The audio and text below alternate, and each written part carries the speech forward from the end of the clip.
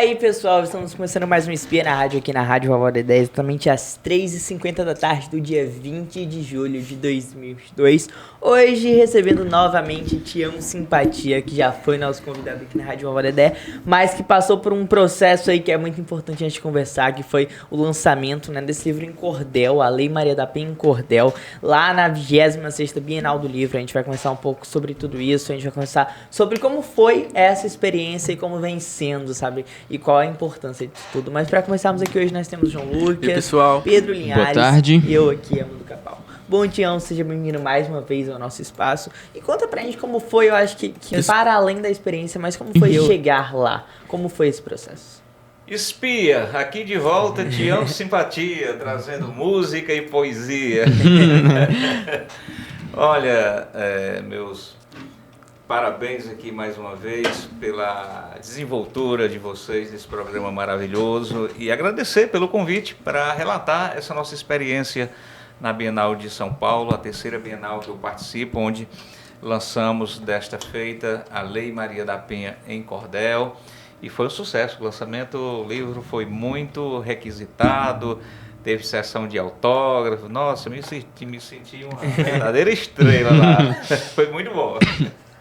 Muito bacana. Conta pra gente como foi, sabe, a chamada, assim, como que é entrar numa Bienal do Livro. Isso é muito curioso. Pronto, talvez pela bagagem que você acumula ao longo de anos, né, os títulos que você lança. Então eu tive o meu primeiro convite para participar na Bienal de 2006 para lançar um cordel chamado Cordel do Abraço.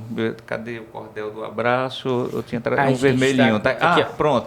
Eu fui chamado pela editora para lançar esse cordel à época, Cordel do Abraço, e foi um sucesso. Aí como eles gostaram, em 2018 me convidaram de novo, a editora IMEP, e a gente esteve lançando outros cordéis, né? Inclusive, à época, a gente lançou um livro chamado São Paulo em Cordel, uma coletânea, né? Que vários artistas participaram, que cada artista descreveu ou escreveu sobre um ponto histórico ou turístico de São Paulo e tal. E eu fiquei com a incumbência de falar da Galeria do Rock, a tradicional Sim. Galeria do Rock em Cordel, né? E esse livro foi um sucesso na Bienal passada e agora ele continuou sendo um dos mais vendidos, né?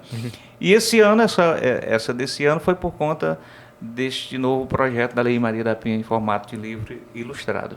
Então, é um projeto que já está em vigor na sua vida há um bom tempo, né? Isso. Conta pra gente, a gente conversou bastante sobre ele da última vez, mas conta pra gente qual a importância, acho que, novamente levar um projeto tão grande e bonito para um espaço tão grande também. Sim, participar de uma Bienal é o sonho de todo e qualquer escritor, né? Palestrante, enfim, porque principalmente quando trata-se da maior feira literária da América Latina, né? Então ali tem um mundo. Sim.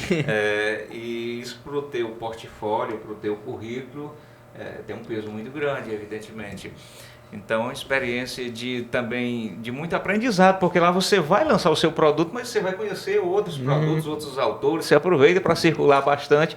Se bem é que, como vocês já observaram, é difícil você sair ali do espaço do Cordel.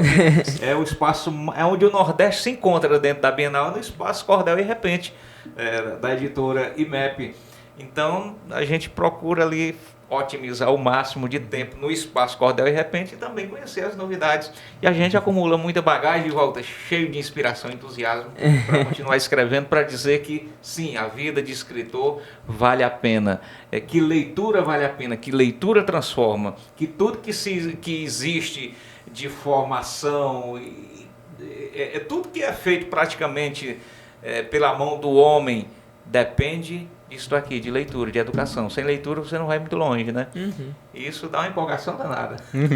E durante a semana da Bienal, os nossos meninos aqui da TVDD foram lá fazer essas reportagens pra gente. A gente fez ao vivo com eles, inclusive foi a primeira vez que a gente fez um ao vivo, uma externa lá em outro espaço, aqui na rádio no caso, né, enfim. E você teve lá no domingo, foi no isso? Domingo, a gente meio que não se encontrou por lá, isso. Mas conta como foi o domingo, porque a gente não pôde estar lá, os meninos não puderam estar lá no domingo. Olha, o domingo, assim, que foi fechando... Foi o último dia, no caso. Foi no último dia, exato, porque eu não tinha agenda para ir nos dias anteriores, fim daí indo para o último. Foi muito bom. Na verdade, eu cheguei no dia anterior, ainda peguei o show do Xangai ainda, com um show fantástico, né? Aí no domingo teve o lançamento do nosso livro, teve o grupo, o fechamento mesmo com um coletivo chamado As Teodoras do Cordel. Sim. Que é um grupo de mulheres nordestinas e de várias regiões do país, de várias cidades que moram em São Paulo, que já são radicadas em São Paulo, e mulheres paulistas também. Eles têm, que o pessoal quiser conferir, As Teodoras do Cordel. Nossa, elas deram um show lá de cordel, de ciranda, Então a gente interagiu bastante e a gente fechou mesmo com chave de ouro. Foi muito bom. E o público? Eu fui muito curioso com o público. Quem que consumiu, quem gostou? Conta pra gente. O Espaço do Cordel é um dos espaços mais visitados da Bienal do Livro de São Paulo, como também aqui do Ceará. Então o público o tempo todo está tendo apresentações, está tendo palestra, e o público vai se renovando, né? Por exemplo, tem um artista se apresentando, as pessoas ligeirinho lotam ali o espaço e aí termina a sessão de autógrafo do artista, ou a performance, ou a leitura. Aquele público, uma parte fica esperando outra atração, outros vão ver outras novidades, e aí quando entra outra atração já vem, o público já se forma um novo público, né? E assim é o tempo todo. Mas é um público mais jovem, mais adulto? Todas as idades. Então era assim, bem diverso. Não tem assim um público específico. Evidentemente que, por exemplo, tem alguns lançamentos, algumas palestras que são mais direcionados ao público jovem, ao público de professores, de leitores e tal. Mas lá no Espaço do Cordel ele é muito democrático. Você vê desde crianças, adolescentes, jovens, adultos, terceira idade, tem todos os públicos. Isso é que é legal, né? Qual é a importância disso para você, assim? A importância disso é que a gente tenha consciência de que o nosso trabalho, enquanto um agente criador de cordel, divulgador, fomentador, nós estamos fazendo um produto, um trabalho que consegue dialogar com todas as camadas sociais, né? Todas as idades. Isso é muito bacana e é, de certa forma, inexplicável. Por exemplo, esse livro que a gente foi lançar, A Lei Maria da Penha e Cordel, ele não é uma obra infantil. Está aqui o texto original do cordel, tá? O cordel em formato tradicional, que deu origem ao livro. E ele não é um texto infantil e nem tinha intenção de ser. E não sei por que motivo, essa obra é uma das obras preferidas do público infantil. As crianças gostam muito do livro, do cordel, tanto é que eu já apresentei esse trabalho para mais de 100 mil alunos das escolas públicas do Piauí, do Ceará. Então, assim, jamais pensei que essa obra fosse chegar nesse público infantil, infanto-juvenil. Mas isso você não consegue explicar, é a arte que faz. Se a maneira como a gente achou de transformar uma lei, que é um texto jurídico, uma letra fria, em uma coisa tão legal que as crianças gostam, que todos os públicos gostam, a palavra que eu tenho é de gratidão a Deus por ter tido essa inspiração, né, que foi um pedido da própria Maria da Penha, transformar a lei em cordel. E aí você sabe que acertou uma obra que é atemporal, ou seja, ela vai ficar aí para a posteridade, né? Essa parte social, ela é uma coisa assim que eu acho que é fundamental quando a gente fala de literatura, mas a gente não vê muito forte na literatura infantil e a gente está vendo isso. Qual a importância, sabe, para você de ter conseguido chegar nesse patamar onde a criança também entende como o mundo funciona e como deve funcionar? Exatamente. Olha, a importância é muito grande porque você está tendo a consciência que a sua obra ela está despertando a consciência cidadã desde cedo, ainda nas crianças, ainda nos jovens, né? E esse processo de despertar da consciência cidadã tem que começar mesmo cedo, tem que começar no jardim de infância, né? Tem que começar na escola, tem que começar... E isso nos dá uma perspectiva de que nós estamos colocando, nem que seja um tijolinho, mas nessa construção para o futuro de uma sociedade mais igualitária, mais participativa, mais ativa, mais cidadã, mais humanizada, nessa nossa vida terrena e temporária, tão efêmera, mas nós estamos lá colocando a nossa pazinha de poesia, esse tijolinho, e isso é muito... porque é isso que eu me proponho a fazer através da minha arte. Então, para o autor, para o artista... é inspirador e também inspira outras pessoas a dizer, puxa vida, a arte vale a pena, né? A poesia vale a pena, a música vale a pena, a leitura vale a pena. Isso transforma o mundo, transforma as pessoas, transforma a humanidade. É isso que nos move. Falando um pouco sobre esse valer a pena, a gente viu que você também consumiu muito conteúdo lá na Bienal. Sim. Então conta pra gente o que é que valeu a pena de todo esse conteúdo. Olha, um dos livros que eu adquiri, que eu mais gostei, foi o terceiro volume da trilogia Escravidão, do autor Laurentino Gomes. Eu já tinha lido o volume 1, o volume 2, e lá na Bienal adquiri o volume 3, que eu aconselho você que quer entender melhor a miscigenação da nossa sociedade, como ela foi formada, lá na raiz, na gênese, lê a trilogia Escravidão, que você vai mudar o seu conceito e vai ampliar muito o seu horizonte de conhecimento para poder entender como é que se formou a nossa sociedade, porque hoje nós somos um país ainda que tanto precisa de cotas, que precisa de legislações específicas e especiais, como uma lei específica para a criança, para o idoso, para as mulheres, quando na verdade tudo isso já está assegurado na Constituição, no texto constitucional. Mas por esse processo de desigualdade, um país que foi um país escravocrata, né? A sociedade escravagista, tudo isso impactou como é que eu quero dizer, nesse tecido social não ficou equinânimo, digamos assim, ficou isso que a gente chama de desigualdade social. Então, quando você lê esses 3 volumes, você vai entender, vai ter a resposta de muitas coisas. Por que nós chegamos assim, por que precisamos de tanta cota, por que ainda precisamos lutar por tanta coisa, como tudo já está garantido na Constituição, sim, no papel constitucional, mas na prática a gente sabe que é bem diferente, né? Então, só lendo, se aprofundando e respondendo esse livro, o terceiro volume dessa trilogia, sim, fechou, assim. Vendo um pouco essa parte do social, que a gente vê que é muito forte no seu trabalho, eu quero entender se isso é só importante para o seu trabalho ou para o pessoal também. Você lê, você aprende, conhece, adquire esse conhecimento, para quê, por quê e qual a necessidade dos outros fazerem o mesmo? Os dois são importantes para o meu trabalho enquanto criador de conteúdos, né, literários, musicais e também para as outras pessoas, né? Uma coisa completa a outra. E assim, muitas pessoas, uma vez eu fui entrevistado por um jornalista bem conceituado aqui do Ceará, ele ficou admirado, ele me pediu desculpa por como era que não conhecia meu trabalho ainda, né? Fazendo jornalismo no Ceará e tudo. Eu falei, não, mas enfim, não tinha chegado o momento certo e tudo, e foi uma matéria muito bacana. Então, como eu também nas minhas leituras, nos autores que eu busco, nos músicos, nos cantores da terra que eu procuro ouvir, que procuro descobrir, eu me surpreendo também. Poxa, como é que eu não conhecia esse autor que é cearense, né? Como é que eu não conhecia esse cantor que é cearense, esse compositor que é cearense?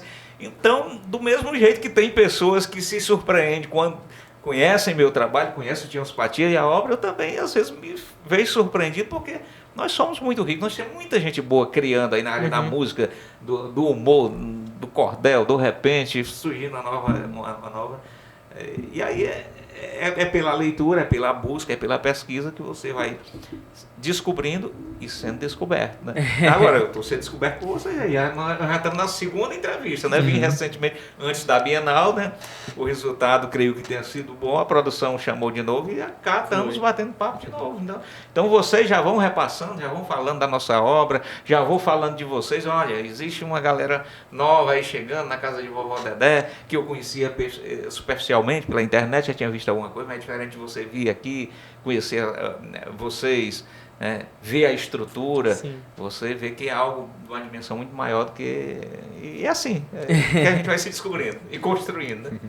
Além do público ser muito diverso, de ter várias pessoas de várias idades, eu quero saber se tinha gente de todo lugar do país também e do mundo, como foi essa troca, não somente com o público cearense e paulistano, né, que a Bienal se encontrava lá em São Paulo, mas eu quero saber dessa troca de público de várias partes do país, como é que foi? Sim, tinha público, pelo que eu pude observar lá, de norte a sul do país, você percebe pelos sotaques, evidentemente que o público majoritário é o público paulistano, né? Mas, por exemplo, no Espaço do Cordel, a gente via ali artistas representantes de todo o Nordeste, né? Vi artistas e autores também, além do Nordeste, da região amazônica, né? Com aquela pegada do Bumba Meu Boi, algumas apresentações e tal. Enfim, e você percebe também autores e frequentadores e leitores também de outros países, né? Principalmente países da América Latina. Então, é o público majoritário paulistano, mas tem sim representatividade de todo o Nordeste, de vários países da América Latina. Pessoas também, por exemplo, o Espaço Cordel e Repente esse ano homenageou o Rogaciano Leite, grande poeta, né? Rogaciano Leite, inclusive dá nome de avenida aqui em Fortaleza, todo mundo sabe da Avenida Rogaciano Leite. E a filha dele, que mora em Madrid, né? Que é brasileira, mas mora em Madrid, estava lá com 2 pessoas que vieram de Madrid, que vieram prestigiar a Bienal. Evidentemente, o pai dela estava sendo homenageado, ela veio lançar um livro escrito pelo pai dela, relançar, na verdade, né? Um livro chamado Carne e Alma, que teve uma nova edição pela editora IMEP.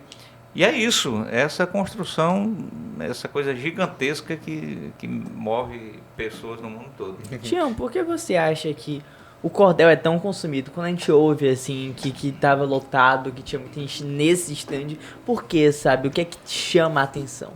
É porque isso é a essência, né? É a essência do povo nordestino, é a essência...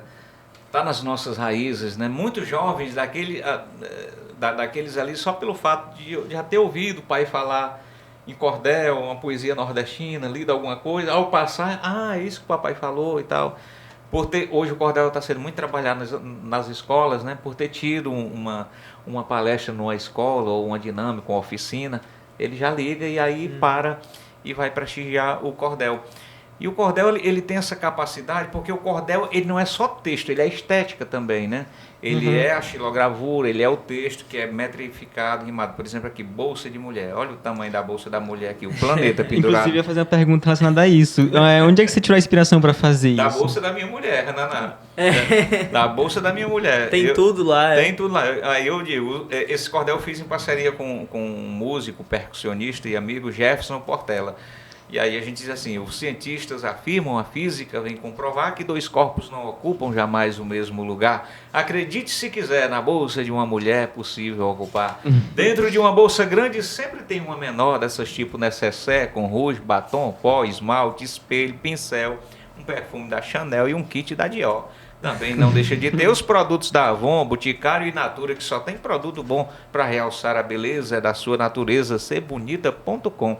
Mas na bolsa da mulher também não pode faltar agenda, cartão de crédito, sem limite para gastar, um iPad e um iPhone. O problema é que ela esconde e nem ela consegue achar.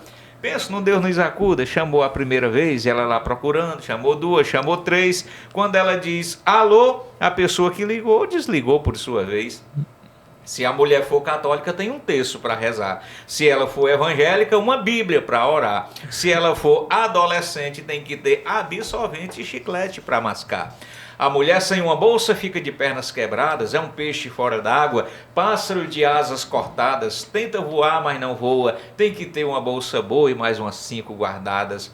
Parece um mini shop, uma farmácia ambulante. Tem livro de autoajuda, remédio, creme hidratante, chave de casa e do carro, um isqueiro e um cigarro, se a dama for fumante. Num cantinho reservado, tem as contas para pagar. No outro, um kit manicure. Para bem se informar, é bem provável que tenha a Lei Maria da Penha em cordel em algum lugar. Óculos para longe e para perto, para a visão ficar perfeita. Na leitura de um bom livro, assim ela se deleita. Também tem outra função, viu? Vigiar o maridão em atitude suspeita. Também não falta band-aid, vai que sofre um arranhão, um lencinho todo bordado, pois mulher é emoção. Contudo se emociona, chora feito uma sanfona e quase sempre por paixão. Na bolsa de uma mulher tudo tem utilidade, manual de etiqueta, receita de amizade, num vidrinho furta com uma porção de amor e uma dose de saudade. Saudade da sua infância, do primeiro namorado, do primeiro sutiã e até do beijo roubado. Mas o que mais lhe doeu foi o beijo que não deu no lábio mais desejado. Se o charme está no salto, o poder na bolsa está. O lobby está no batom na hora de conquistar. Nos olhos está a verdade, no peito a capacidade que ela tem de amar. A mulher vive sem homem, sem depender de ninguém, mas sem bolsa ela não vive, não dá para viver sem. Seu mundo na bolsa cabe, tem tudo que a gente sabe, só Deus sabe o que mais tem. Para findar a aventura que parece não ter fim, na bolsa de uma mulher pode ter de tudo sim, todo e qualquer babado, desde que haja guardado um tiquinho de amor para mim. Até amor tem na bolsa da mulher, viu como tem coisa? E de onde assim a gente pode tirar tanta inspiração? Você falou que trouxe da sua mulher, mas tudo é poesia, tudo é cordel. Conta pra gente. Tudo pode virar poesia, né? Tudo pode virar cordel. Qualquer tema que você imagine, qualquer fato que aconteça. E os cordelistas, eles têm predileções por alguns temas. Por exemplo, eu não gosto de escrever sobre tragédia, temas trágicos. Não gosto. Você não encontra nenhum cordel do Tião Simpatia com temas trágicos ou tristes. Mas já tem outros que gostam e exploram e colocam muita poesia e muito sentimento também, né? E já tem outros que gostam de escrever mais sobre história, sobre assombração, e aí vai, cada um tem... E tem aqueles que escrevem sobre tudo, né? Então eu gosto muito dos temas sociais e dos temas alegres, bem-humorados, enfim. E é isso o cordel, por isso que é forte, porque ele é um retrato poético, digamos assim, do dia a dia das pessoas, né? Que eu a partir da bolsa da minha mulher, qual é a mulher que não tem uma bolsa, né? Que não tem a maioria dessas coisas aqui. E aí vira um cordel, né? E numa viagem, né, com um músico, a época que estava tocando comigo, o Jefferson Portela, que também é poeta, aí eu comecei a escrever e ele fez outro verso, vamos fazer bolsa de mulher. Então foi uma parceria entre Foi uma parceria, vocês? esse cordel é uma parceria com o Jefferson Portela. E a força que isso tem é incrível. Por exemplo, eu declamei esse cordel na íntegra, igual eu fiz aqui, num evento recentemente lá em Quixadá. Com 3 semanas tinha 100 mil visualizações. Caraca. Quer dizer, umas simples apresentações assim, espontâneas, sem pretensões nenhuma, chegou a 100 mil pessoas. Não sei quantos, acho mais de 1000 compartilhamentos.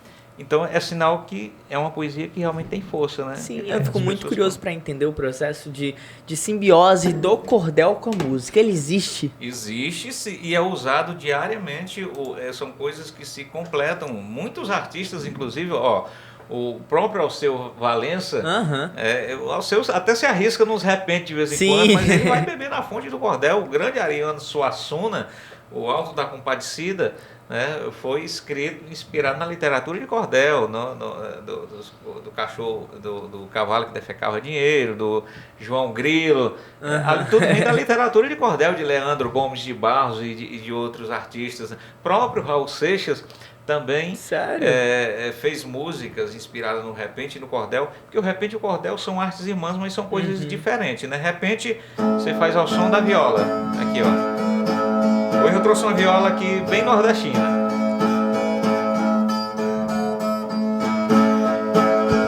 Nosso cordel é cultura, mas é muito diferente. O repente também são coisas da nossa gente. Mas são artes, são irmãs, no Nordeste estão presentes. Meu abraço a essa gente que está nos assistindo, falando com os meninos e você aí curtindo a cultura popular aqui do estúdio surgindo. Isso é o repente, né? Sim. Que você faz na hora ao som da viola, com essa toada mais tradicional e tal.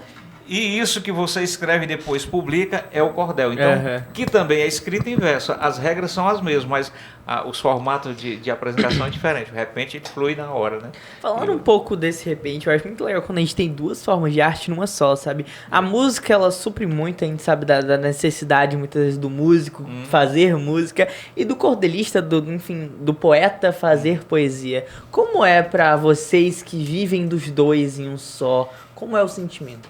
Na verdade, eu vivo dos 3, né? Eu comecei como repentista, depois aderi ao cordel e depois à música, né? Então o meu trabalho hoje ele tem esse tripé. Sim. Ele reúne essas 3 linguagens artísticas. O repente, que foi onde tudo começou, ao som da viola, posteriormente o cordel e a música. Então, alguns textos meus de cordel, que eu faço em cordel, às vezes depois eu transformo em música, boto melodias, às vezes outros artistas botam, às vezes outros artistas mandam textos e eu coloco a melodia. Eu gosto muito de fazer parcerias, né? E por aí vai. Por exemplo, essa música aqui, Nordeste Encantador, é um cordel em martelo agalopado, decassílabo, que diz, olha só, Nordeste Encantador. Aí eu fiz no formato decassilábico e depois botei a melodia. Olha só como é que ficou.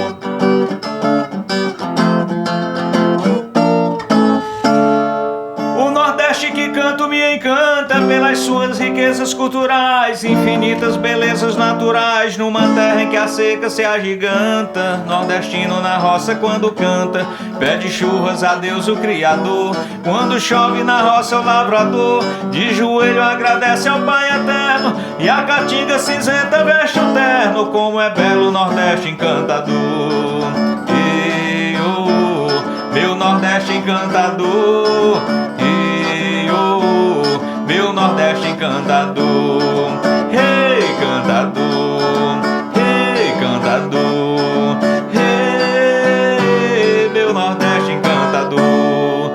Então, a partir de uma literatura de cordel, inclusive foi gravado pelo grupo Batuta Nordestina e transformado em DVD, deu título ao DVD do grupo, né, chama-se Nordeste Encantador, está no YouTube para quem quiser observar. Então, mas o mesmo verso, se eu for fazer numa toada tradicional de cantoria, ficaria assim, ó. Esse mesmo verso que eu cantei em toada musicada, ele ficaria assim, ó. O Nordeste que canto me encanta pelas suas riquezas culturais, infinitas belezas naturais, numa terra em que a seca se agiganta. Nordestino na roça quando canta, pede churras a Deus o Criador. E quando chove na roça o lavrador, de joelho agradece ao Pai Eterno. A caatinga cinzenta veste o terno. Como é belo o Nordeste encantador. Meu Nordeste é bonito e animado, tem forró, maracatu e baião. Tem quadrilha nas festas de São João, só se vê arraiar pra todo lado. Tem ciranda, tem frevo, tem reizado, tem repente na voz do cantador. O Nordeste é o grande precursor dessa arte que tanto nos fascina. Salve, salve a cultura nordestina, somos nós o Nordeste encantador. Tem uma coisa aqui que eu acho muito legal dentro da poesia, quando a gente fala da nossa poesia nordestina, que vai tanto pro repente, quanto, enfim, pro cordel, que são essas artimanhas, essas brincadeiras com as palavras, enfim.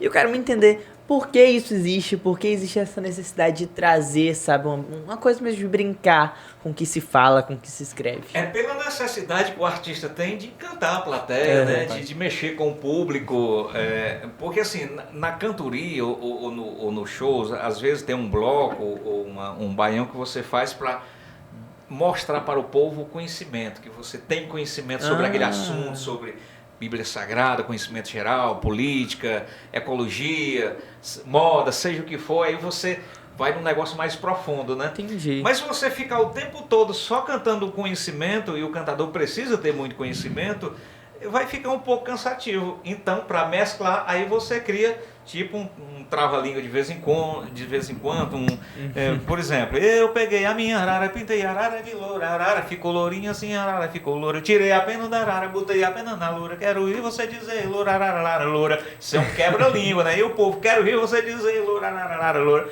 E o público gosta muito, né? Para o coco preparar, eu parei para pensar, para ir para Amapá, posso ir pelo Pará. Cantador, tenha cuidado, para o coco não quebrar. Quem apaga a cara, compra, paga a cara, pagará. Quem apaga a cara, compra, paga a cara, pagará. E esse negócio da paca vem do mestre, grande mestre Cego Aderaldo, né? A grande peleja de Cego Aderaldo com o Zé Pretinho e tal, que quem apaga a cara compra, paga a cara pagará. Então, a gente vai pegando e vai adaptando essas coisas para a atualidade. E é assim que vai enriquecendo, né? O gênero literário, o gênero poético, do repente, da música. Desculpa, me mandou, mas algo que eu percebi é que eu não entendi muito bem como é esse instrumento, por onde sai o som. É por esses negocinhos brancos? Essas boquinhas aqui, ó. E por que tem esse negócio aqui no meio? Isso aqui é uma coisa que ajuda a equalizar o som, né? Esse suporte aqui é para que as cordas fiquem melhor tensionadas, né? Não ajude a quebrar. Aqui também tudo tem a ver com a parte de sonorização, né? Você vê que surgiu a viola? De onde surgiu essa viola? olha, essa aqui é uma viola nordestina, né? Ela não tem outra referência, ela não tem outra... Quando se fala de Nordeste, esse som aqui é o som mais autêntico que tem da viola, né? Do Nordeste. Então, se você vê a viola do centro-oeste, do sul, já é diferente. O som é diferente, a maneira de tocar é diferente. Então, ela tem algumas influências, mas ela é genuinamente nordestina. Ela teve a origem aqui dos cantadores. Você vê que aqui, ó, tem 3 cordas juntas. Pois é. Tem um bordão, que é um Lá, aí tem uma terceira e tem uma corda Mi, que é que dá esse som. Ó, se eu tocar individualmente, ó, tá aqui o bordão, aqui o junto, ó. Então são essas 3 cordas que dão esse som característico, né? E as outras fazem o complemento, ó.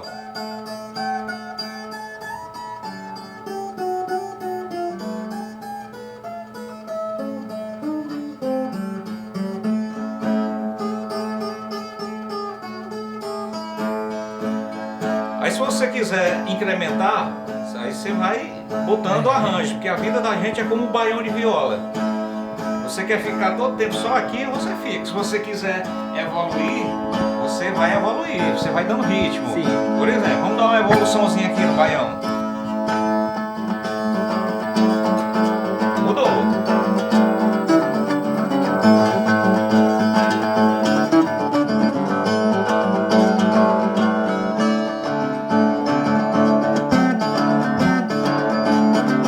Vai variando. Aí.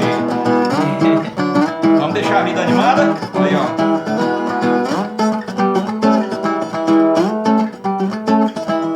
Aí.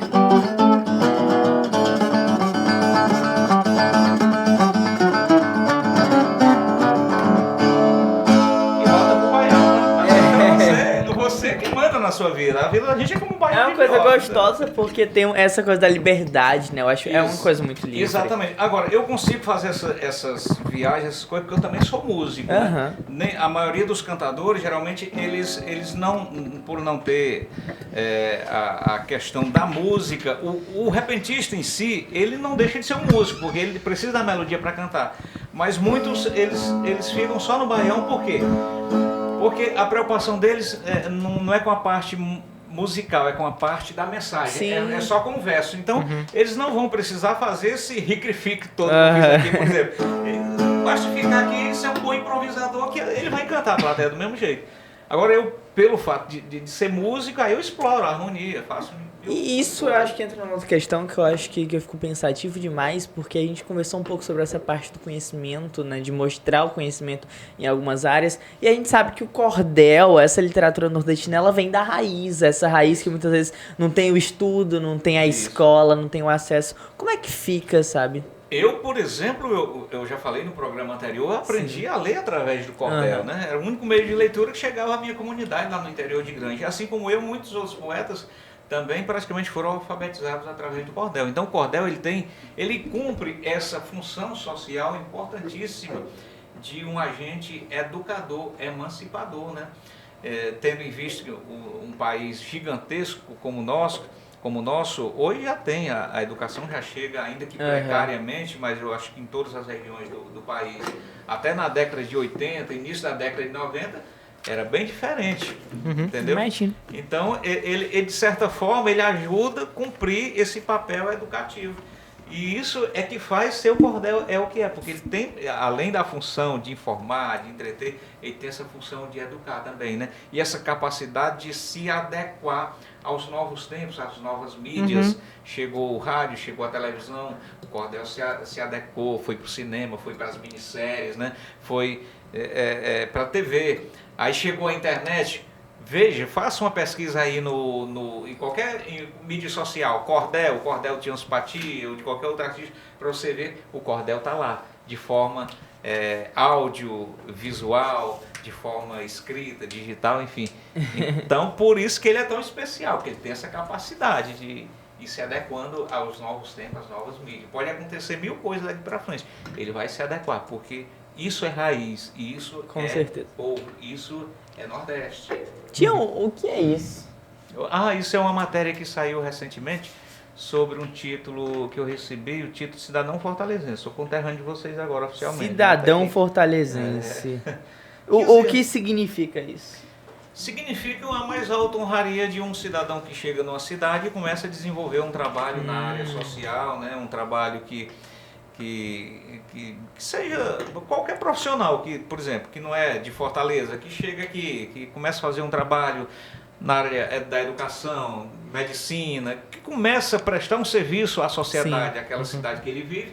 Né? A Câmara, todas as câmaras municipais, praticamente, eu acho que eles têm esse dispositivo legal que este cidadão, ele através de um requerimento de um vereador, é colocado para o nome dele, a apreciação dos seus pares, para reconhecer aquele cidadão como cidadão daquele município. Né? Sim. Eu, como moro já aqui há 15 anos e tenho esse trabalho forte nas escolas, então recebi essa honraria em março, 21 de março deste ano, e me deixou muito honrado. Eu sou granjense, né? Sou da região norte, nasci na Granja, me criei, saí de lá aos 15 anos. Fui para Camusim, morei 13 anos, sou cidadão camucinense, eu tinha recebido o título, né? Aí desenvolvi um trabalho durante 6 anos em Teresina, aí fui consagrado lá com o título cidadão teresinense, em 2019, e Fortaleza, que eu moro há 15 anos, né? Agora fortalezense, sou cidadão de 2 capitais, né? Então isso é muito importante, deixa a gente, não é no sentido, a vaidade é típica do ser humano, mas não é vaidade, é um sentimento de, poxa, o meu trabalho foi reconhecido. Porque, Valeu a pena. Exatamente, porque tem muitos artistas também que trabalham a vida inteira pela cultura e que não são reconhecidos, que A caem gente no vê isso muito ostracismo, né? Por exemplo, tantos poetas que tem aqui em Fortaleza mesmo, tirando a rua com o nome de poeta, Rogaciano Leite, sim, de poeta mais da linha popular, né? Mas tantos poetas que tem o Ceará, que tiveram, você não vê, eu não conheço nenhuma rua, pelo menos em Fortaleza, Cego Aderaldo, uma rua, Alberto Porfírio, que foi um grande poeta nosso, né? já falecido, e tantos outros que poderia citar aqui, e a gente não vê. Isso prova que ainda há muito preconceito com a arte, ainda há muito. Por exemplo, na Academia Cearense de Letras, agora o nosso querido irmão de arte Geraldo Amancio Pereira, mestre da cultura, grande repentista, um dos maiores de todos os tempos, em 126 anos ele foi o primeiro poeta popular a tomar assento, a ser eleito para uma cadeira na Academia Cearense de Letras. Você vê como isso é difícil, né? O Caraca. primeiro foi Juvenal Galeno, né? Que ainda esteve lá no alicerce da fundação, e 120 anos, ou 126, por aí, mais de 100 anos depois, é que um outro poeta popular foi reconhecido. Você vê como é difícil. E você falou um pouco sobre honraria, a gente viu várias pessoas honrando o seu trabalho, mas eu quero saber, tipo, nessa longa trajetória, pelo que você se honra, sabe? Como é olhar para o seu trabalho, o que é que você sente? Uma das coisas que me deixa mais orgulhoso assim, é de poder, através do meu trabalho, ter proporcionado estudo, moradia digna aos meus irmãos, aos meus pais, à minha família. E isso, quando eu saí de casa 3 anos depois, o primeiro dinheiro que eu ganhei, assim, já lá em Camusim, trabalhando em rádio e tudo, a primeira coisa que eu fiz, passei 3 anos economizando, todo mês estava um pouquinho lá, mandava um pouquinho para casa, deixava uma parte para as minhas necessidades e guardava o resto. Então, quando eu tinha um dinheirinho, eu comprei um terreno lá no loteamento, e aí, junto com meu pai e os outros irmãos, construiu que ainda hoje é a nossa casa lá. E foi a partir daquele ambiente, daquela casinha simples que a gente construiu, que era só um compartimento na frente, uma sala, né? Um quarto onde meu pai e minha mãe dormiam, mais as meninas, e uma cozinha que ainda era de trempa ainda. É o novo, de trempa você bota 3 pedras assim e bota a panela para ferver. Exatamente. Que era como no interior tinha fogão a lenha, né? Tinha fogão a lenha, mas nesse recomeçar na cidade foi assim que a gente começou. E os irmãos dormiam tudo na sala. Era rede sobre rede. E foi assim que a gente começou, fui para dentro. Então essa foi minha maior vitória. Hoje, graças a Deus, meus irmãos todos têm casa própria, têm carro próprio, têm a sua vida, são comerciantes, outros são servidores públicos, mas tudo partindo disso aqui, gente, leitura e oportunidade. Então esse, assim, fruto da minha arte, hoje a gente tem espaços abertos, a gente vivencia muita coisa bacana, viagem, hotel legal, viagem de avião, tem lá. Mas a gente passou muito perrengue, nem sempre foi assim, né? E até você chegar nesse estágio, tem gente que dá sorte, estoura logo de cara, quando isso acontece é ótimo. Eu demorou mais de 20 anos para eu conseguir chegar. E é isso que mais me orgulha, assim, essa conquista de ter proporcionado uma vida melhor para os meus irmãos. E no segundo momento, assim, falando, eu creio que a partir da nossa obra hoje, evidentemente que de uma forma não tão concreta, mas isso vem acontecendo, que é empoderar jovens e outras pessoas de todas as idades através da nossa leitura. Por exemplo, quando a Sâmia Abreu, que é uma poetisa hoje ela está com 12 anos, salvo engano, quando ela tinha 9 anos, ela decorou esse texto aqui na íntegra, a Lei Maria da Penha. Inclusive fica a dica para vocês trazerem ela em breve aqui para bater um papo, vale muito a pena, Sâmia Abreu. Então ela decorou esse cordel aqui na íntegra e teve a oportunidade de apresentar para a própria Maria da Penha, que gostou, né? O vídeo viralizou, assim, numa semana teve 300 mil acessos, e aí eu estava em Manaus, fazendo apresentação lá, e a doutora Kátia Bolos, que é da mulher advogada da OAB de São Paulo, me ligou para uma palestra e eu não podia, eu falei da Sâmia, né? Que era essa garotinha, eu tinha ficado assim impressionado, me mandaram o vídeo, tudo, e eu fiquei impressionado com a desenvoltura dela. E aí sugeri a Sâmia, e ela levou a Sâmia para São Paulo. E a apresentação dela viralizou na internet com esse texto aqui. O vídeo, os vídeos, foram vários vídeos, somaram mais de 12 milhões de visualizações. Caraca! É muita coisa, é muita gente. Então, para além disso que eu falei concretamente, da transformação que eu consegui fazer com a leitura, com a arte, com o meu trabalho, na minha própria família, dos meus irmãos, dos meus pais, eu posso citar a Sâmia como a partir do momento que ela decorou esse texto, ela se tornou uma menina empoderada. Ela já viajou o Brasil todo. E assim muitos outros jovens. Lá em Teresina tem um jovem chamado Rafael Garcês, que também se diz impactado com a palestra minha lá nas escolas, que hoje dá palestra também, é palestrante, já tem cordéis publicados. Tem o Pedro Popoff lá em Bauru, São Paulo, que é um menino super dotado, assim, multi-instrumentista, é ator, que também ficou impactado com a nossa obra, que trabalha nas escolas lá. Então, assim, você não faz ideia, não tem como mensurar a quantidade de pessoas que você finda impactando e empoderando através da nossa arte. É de fato isso que nos honra, né? Nos orgulha. Vendo tudo isso, então a gente pode dizer que hoje em dia está mais fácil viver do cordel, viver dessa arte? Tá mais fácil sim, porque tem mais possibilidades, as portas estão se abrindo, tem editais do governo do estado, especificamente para a literatura de cordel. Até pouco tempo, quando abriu os projetos da Secretaria de Cultura, eu percebi uma presença muito tímida, contemplando linguagens da cultura popular, como o repente, como o cordel, até tinha outras linguagens. Hoje está muito forte. Eu mesmo fiz uma campanha forte com os cordelistas, quando abri a edital, e ainda faço, para dizer, olha, inscreva os seus projetos, porque tem edital aberto. Independente de ser contemplado ou não, você fazendo isso, você está mostrando para o Estado que existe uma demanda, que existe autores escrevendo cordel. Então, o Estado ele identifica e vai disponibilizar mais recursos para aquela linguagem, do repente, do cordel. A gente incentiva muito isso, né?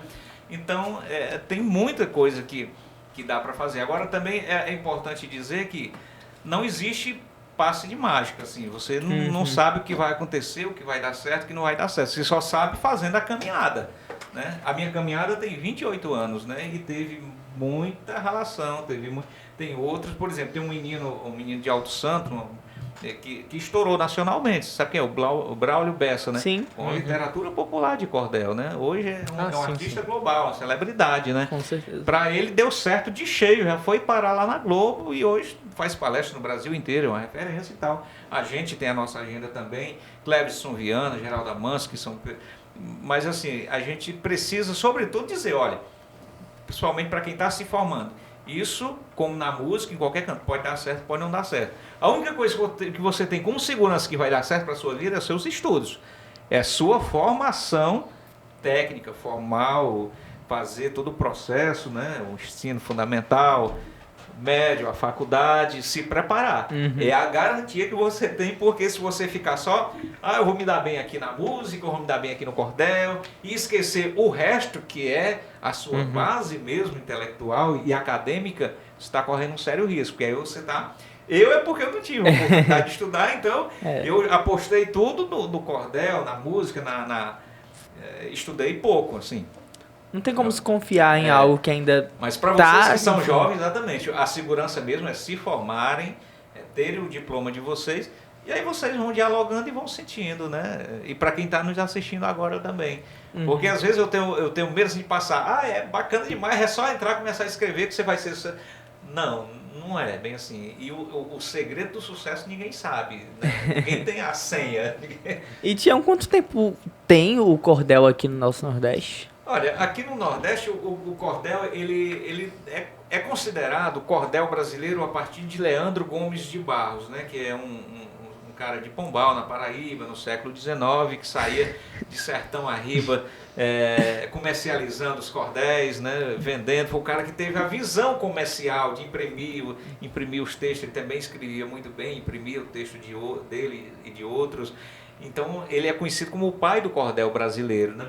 Então, a média que se tem assim, é de 120 anos, 130 anos, seria essa idade do cordel brasileiro tal como ele é hoje, né, para chegar até aqui.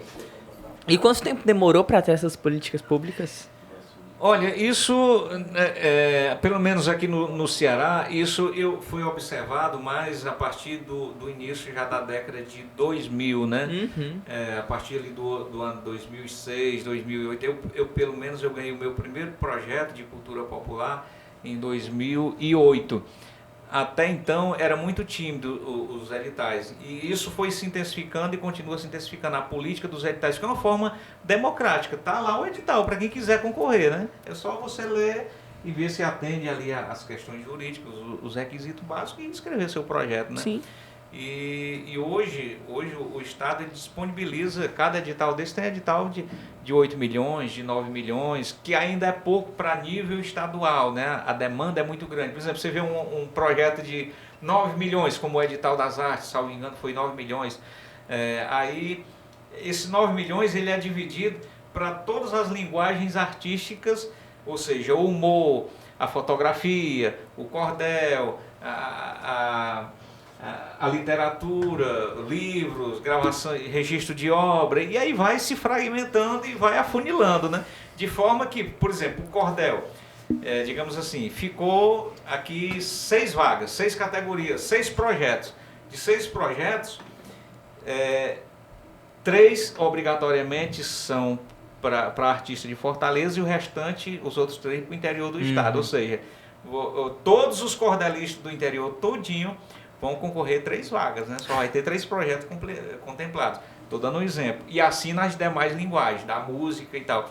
Então, assim, quando você afunila, é bem complicado e é muito concorrido. Afinal de contas, é um edital, um concurso público, né? Sim.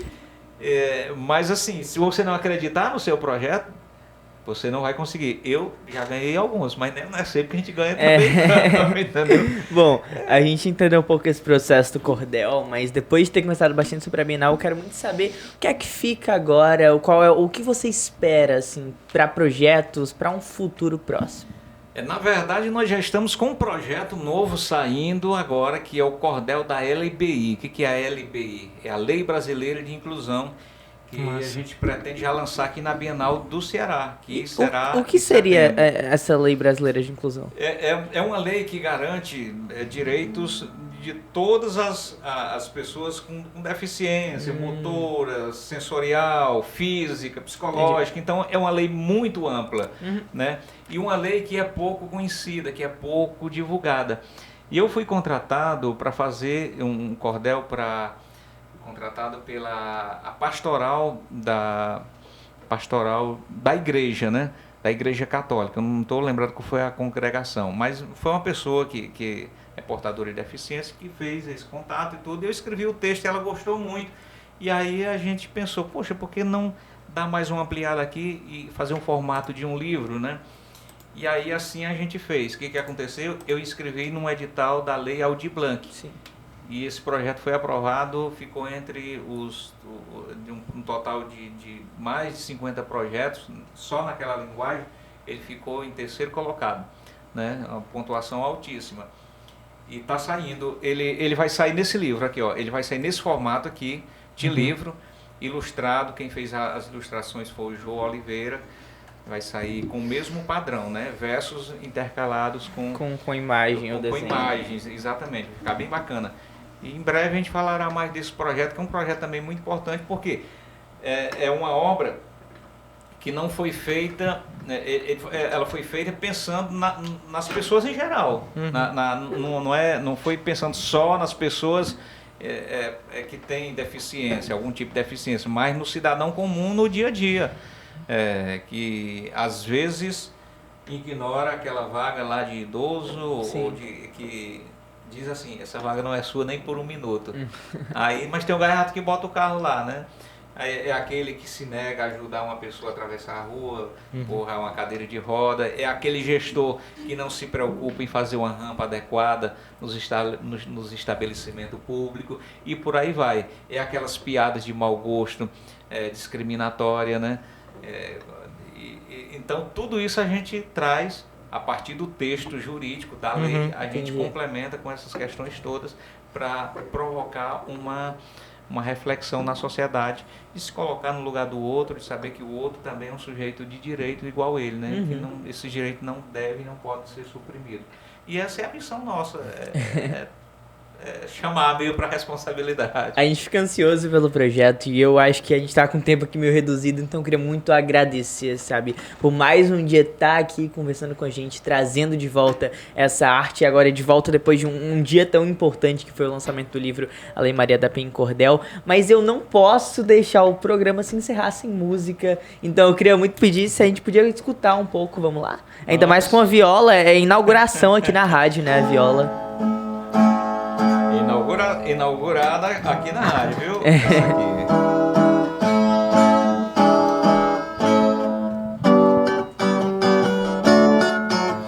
Tem uma música, é um repente que a gente gravou com Mano, toda hora. Que diz assim, ó: vai cair repente, vamos animar. Quem quiser entrar na roda, a brincadeira está no ar. Vai cair repente, vamos animar. Quem quiser entrar na roda, a brincadeira está no ar. Este aqui é o compasso da batuta nordestina. Tem o som da concertina, tem viola e violão. Tem a nossa percussão, deixando o show ritmado. Eita, Nordeste arretado, pra ele eu dou nota 1000. Céu azul da cor de anil, cultura que se agiganta. Nordestino quando canta, leva alegria ao Brasil. Vai cair repente, vamos animar. Quem quiser entrar na roda, a brincadeira está no ar. Meu Ceará da paçoca, do cuscuz da panelada, baião de 2 feijoada, da farofa do pirão, macaxeira, rubacão, beijo seco e tapioca, fubá, pamonha e pipoca, queijo, coalhada, piqui, farinha, mel de jati, fava, coco e rapadura fazem parte da mistura das guloseimas daqui. Vai cair repente, vamos animar. Quem quiser entrar na roda, a brincadeira está no ar. Vai cair repente, vamos animar. Quem quiser entrar na roda, a brincadeira está no ar. Lá vai um pro derradeiro, mas esse é de improviso. Vou forçar o meu juízo, porque sou um violeiro que canta o Brasil inteiro com amor no coração, com muita satisfação. Eu toco a minha viola, eu nunca fui numa escola, mas me tornei cidadão. Vai cair repente, vamos animar. Quem quiser entrar na roda, a brincadeira está no ar. Vou fazendo o meu repente com alegria e sem pressa. Um abraço ao Marco Lessa, que aqui está presente. Você filma meu repente, você está me entrevistando, microfone segurando e você me escutando. E nós vamos embolando na vida repenteando. E é isso, nos shows onde a gente vai, nas palestras, flui, as pessoas entram no clima e acompanham. Isso é cultura nordestina, isso é arte, isso é nosso. E que bom que a gente está tendo espaço aqui na casa de Vovó Dedé para falar disso com vocês e vocês aprendendo mais e a gente tendo oportunidade de levar através dos canais, das mídias, da casa de Vovó Dedé para o grande público a nossa cultura nordestina. Muito obrigado pelo convite mais uma vez. Muito obrigado, eu acho que Pedro, João Lucas, a gente vai aqui encerrando mais um Espia na Rádio, aqui na Rádio Vovó Dedé. Fico muito feliz com a presença. E é isso, são exatamente 4h45 da tarde do dia 20 de julho de 2022. Hoje, recebendo Tião Simpatia. Valeu, gente, um beijão e até a próxima.